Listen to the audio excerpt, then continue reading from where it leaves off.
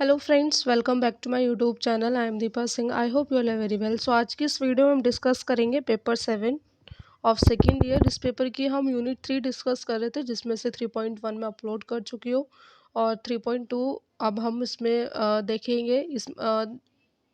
और ये पीडीएफ मैं अपने टेलीग्राम ग्रुप पर शेयर कर चुकी हूँ, आप वहाँ से जाके डाउनलोड कर सकते हैं। इस पीडीएफ में हिंदी इंग्लिश दोनों में ही नोट्स मिलेंगे और बाकी सभी नोट्स मैं आपको आगे प्रोवाइड कराती रहूँगी। कल या फिर उससे नेक्स्ट डे मैं आपको इम्पोर्टेंट क्वेश्चंस दूंगी विद आंसर, क्योंकि अब एग्ज़ाम स्टार्ट होने वाले हैं तो सिलेबस कवर करने का टाइम तो नहीं है, बट हाँ इम्पोर्टेंट क्वेश्चन मैं आपको दूंगी ज़रूर। ओके, स्टार्ट करते हैं। और प्लीज़ वीडियो पसंद आए तो एक लाइक और सब्सक्राइब ज़रूर कीजिएगा और अपने दोस्तों तक शेयर कीजिएगा। ओके, स्टार्ट करते हैं। 3.2 है मोड्स ऑफ एजुकेशन। इसमें एजुकेशन के काफ़ी सारे तरीके के बारे में हम जानेंगे, जैसे कि regular, open, distance, online and blended learning. First है डिस्टेंस लर्निंग। डिस्टेंस लर्निंग क्या होती है कि जो हम अपनी एजुकेशन में एक डिस्टेंस तरीके से करते हैं। जैसे आप कॉलेज वगैरह में जाते हो, ओपन से कोई चीज़ें करते हो कि हाँ मतलब अब सिर्फ आपको एग्ज़ाम देने जाना है, उससे पहले आपको स्कूल या कॉलेज नहीं जाना, सिर्फ एग्ज़ाम के लिए आपको कॉलेज या स्कूल अटेंड करना होता है, वो उसको हम डिस्टेंस लर्निंग बोलते हैं। ठीक है। दूरस्थ शिक्षा, जिसे पत्राचार पाठ्यक्रम के रूप में भी माना जाता है, एक प्रकार की शिक्षा है जिसके लिए किसी व्यक्ति को शिक्षण केंद्र, स्कूल, कॉलेज आदि में शारीरिक रूप से उपस्थित होने की आवश्यकता नहीं होती है। कि जो डिस्टेंस लर्निंग है, ये एक तरह की कॉरेस्पॉन्डिंग कोर्स माना जाता है, जिससे कॉरेस्पॉन्डेंस से आप कोर्स वगैरह भी करते हो, स्कूल में भी आप करते हो। स्कूल में भी 11th-12th कोई कॉरेस्पॉन्डेंस से कर लेता है, या फिर कॉलेज भी आप करते हो, तो उसको हम डिस्टेंस लर्निंग बोलते हैं, जिसमें बच्चा फिजिकली कॉलेज में उपस्थित नहीं होता है। वो सिर्फ अगर आपको एग्ज़ाम देना होता है तो आप एग्ज़ाम देने के लिए अटेंड करते हो, वरना आप डिस्टेंस तरीके से ही उसको लेते हो। इस मोड में छात्रों को उनकी पाठ्यक्रम सामग्री और अन्य संसाधन ईमेल या पोस्ट द्वारा प्राप्त होते हैं। कि अगर इस शिक्षा में क्या होता है कि जो छात्रों की पाठ्य सामग्री होती है, उनकी स्टडी बुक्स वगैरह जो होती है, इनको वो ईमेल या फिर पोस्ट द्वारा भेज दिया जाता है। इस प्रकार की शिक्षा स्वतंत्र अध्ययन पर बहुत अधिक जोर देती है। कि जो शिक्षा है, ये स्वतंत्रता के तरीके से, एक स्वतंत्र तरीके से इसको उस पर जोर देती है कि बच्चा एक स्वतंत्र तरीके से अपनी सेल्फ स्टडी करके इसको करता है, जिसमें शिक्षक की सहभागिता कम होती है। छात्रों से अपेक्षा की जाती है कि वे पाठ्यक्रम को स्वयं पूरा करने के लिए पाठ्यक्रम सामग्री का उपयोग करें। कि इसमें टीचर का पार्टिसिपेशन नहीं होता है इतना। इसमें जो छात्र है वो सेल्फ स्टडी करके ही पूरे सिलेबस को अपना कंप्लीट करता है, उसको अचीव करता है। अध्ययन केंद्र कहे जाने वाले स्थानों पर शिक्षक और छात्र शायद ही कभी बातचीत करते हैं। कि मतलब इसमें जब लेसन सेंटर्ड की अगर आप किसी चीज़ का अध्ययन करते हैं या कहीं भी स्थानों पर, तो वहाँ पर शिक्षक और छात्रों की बातचीत जो है वो थोड़ी कम होती है।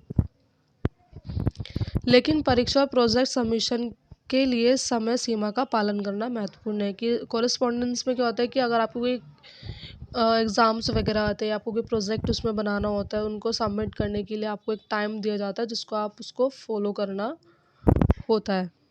कुछ दूरस्थ शिक्षा पाठ्यक्रम है जो निश्चित समय पर कक्षा में छात्र की वास्तविक उपस्थिति की मांग करते हैं। कि कुछ ऐसे पाठ्यक्रम या फिर कुछ ऐसी ज़रूरत टाइम आ जाता है कि एक टाइम पर वो सभी बच्चों को क्लास में बुलाते हैं। जैसे कार्यशालाओं में भाग लेते समय जो कार्यक्रम या नियमित कक्षा निर्देश को दूरस्थ शिक्षा के साथ जोड़ते हैं, हाइब्रिड, मिश्रित या पत्राचार पाठ्यक्रम के रूप में भी जाने जाते हैं। कि जो एक बच्चों को एक समय में सबको एक साथ जोड़ते हैं डिस्टेंस लर्निंग के अंदर, उनको गाइडलाइंस देते हैं, वो एक हाइब्रिड और मिश्रित पाठ्यक्रम उसको बोला जाता है। Distance learning, also known as correspondence course, is a type of education that does not require any individual to be physically present at the learning center, school, college, etc. In this mode, the institute students receive their course material and other resources by email or post. This type of learning places a heavy emphasis on independent study, with little interaction study. Students are expected to use the course material to complete the curriculum on their own. Teacher and student rarely interact at place called study center, but it is important to follow the deadlines for the exam and project submission. There are some distance courses that demand student actual presence in the classroom at certain time, such when attending the workshops.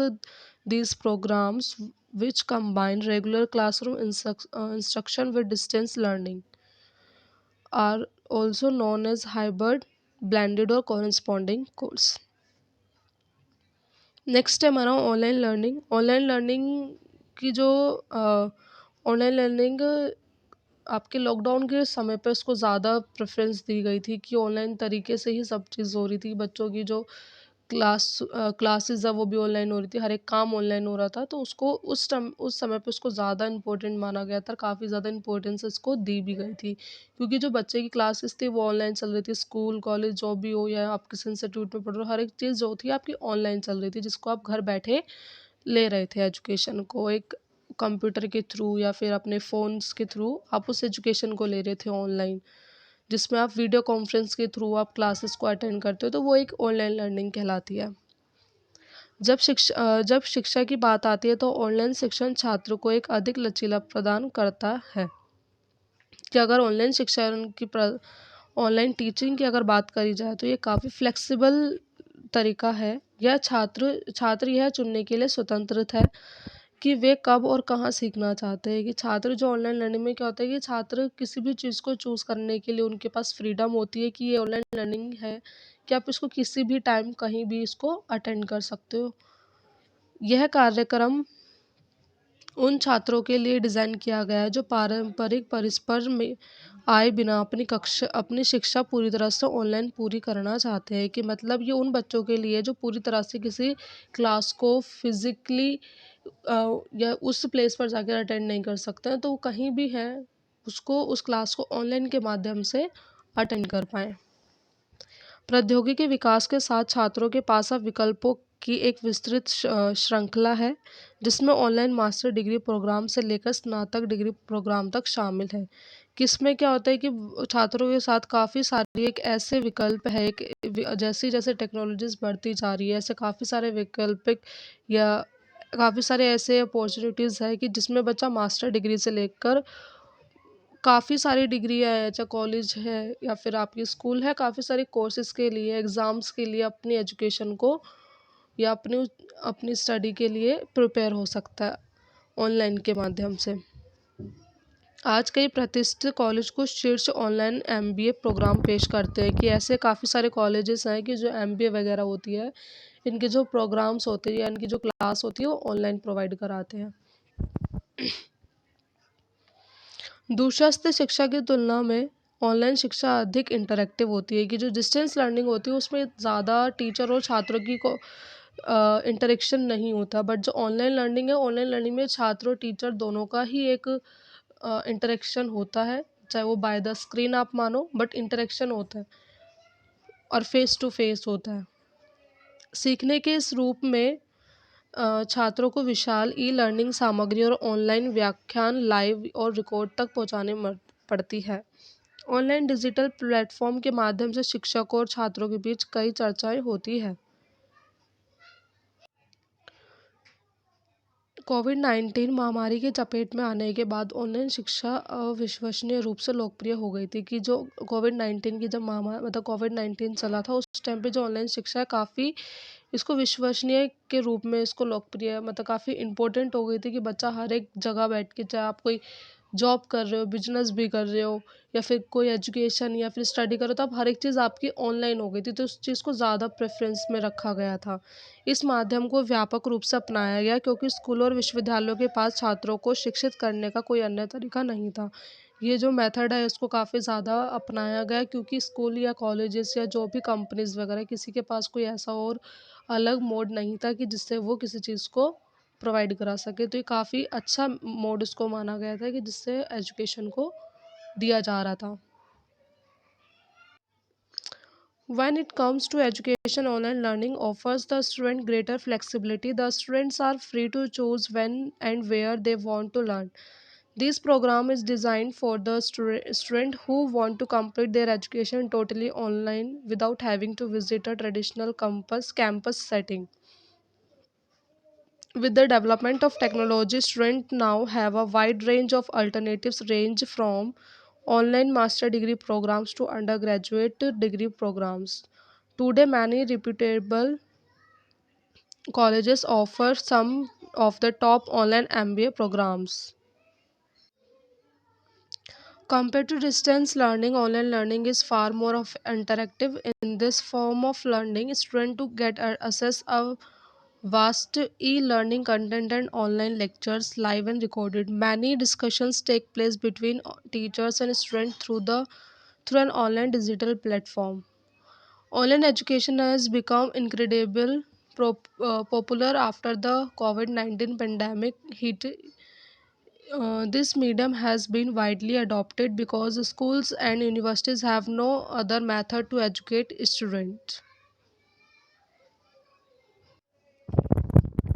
Next है हमारी blended learning. Blended learning मिश्रित education या फिर एक mixed शिक्षण वो माना जाता है कि जिसमें आप हर तरीके से चीज़ों को सीखते हैं, चाहे वो ऑनलाइन प्लेटफॉर्म तरीके से हो, चाहे कॉरेस्पॉन्डेंस से हो, चाहे फिर वो रेगुलर से हो, आप इसको इसमें हर एक तरीके से एजुकेशन को लेते हो।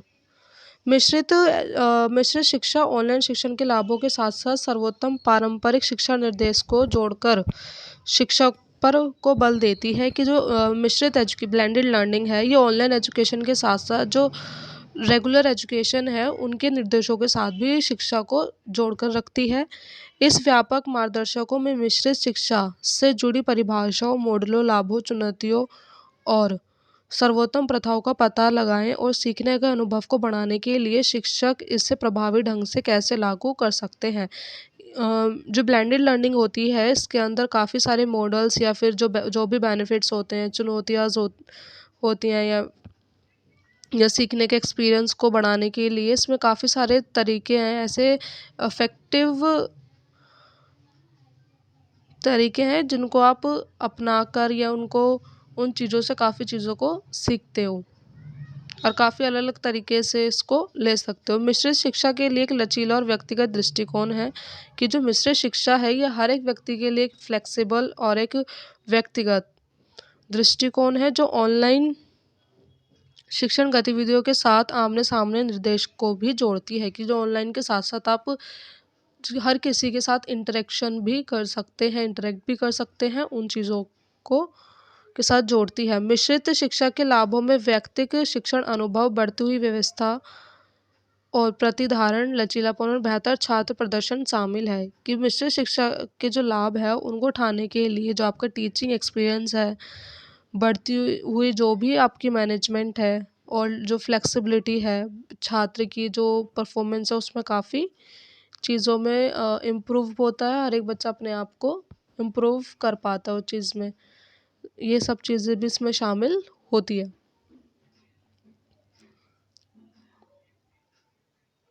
मिश्रित शिक्षण में चुनौतियों जैसे परिवर्तन का प्रतिरोध और प्रौद्योगिक बाधाओं, पेशेवर विकास, प्रौद्योगिकी तक पहुँच, खुले संचार और अनुकूलित शिक्षण उपकरणों के माध्यम से दूर की जा सकती है कि जो मिश्रित शिक्षण में जो चुनौतियाँ आती हैं, जो चैलेंजेस आते हैं, वो क्या होता है कि जो आपकी प्रौद्योगिकी, जो टेक्नोलॉजी में बाधाएँ जो आती हैं, उनमें भी काफ़ी ज़्यादा आपको प्रॉब्लम फेस करनी पड़ती है या हर किसी के पास टेक्नोलॉजी अवेलेबल नहीं होती है पूरी तरह से।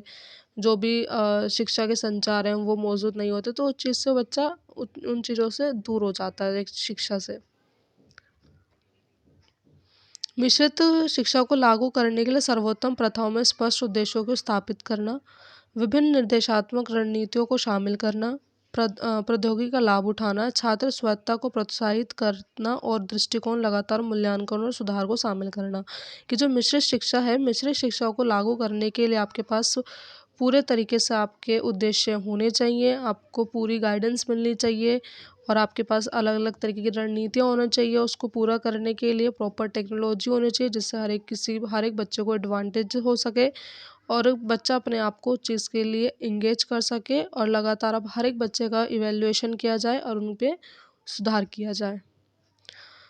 Blended learning is transforming education by combining the best of traditional classroom interaction between the benefits of online learning. In this comprehensive guide, we all explored the definition, models, benefit, challenges, and the best practices associated with blended learning and how educators can effectively implement it to enhance the learning experience.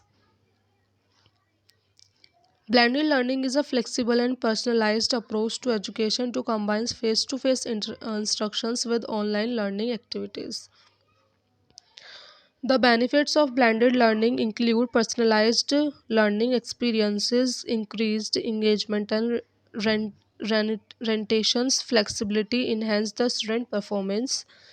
Challenges in blended learning, such as resistance to change and technology barriers, can be overcome through professional development, access to technology, open communication, and adaptive learning tools.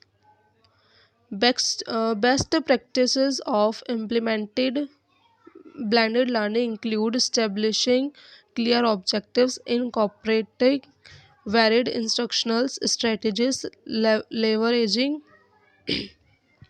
technology, encouraging student autonomy, and continuously assessing and improving the approach. Next है regular education क्या होता है कि जिसको आप regularly उसको attend करते हो, आप रेगुलरली किसी चीज़ को क्लास को अटेंड करते हो, चाहे स्कूल हो, कॉलेज हो, या फिर जो भी आप कोई कोर्स करते हैं तो आप उसको रेगुलरली अटेंड करते हो तो आपकी रेगुलर एजुकेशन होती है।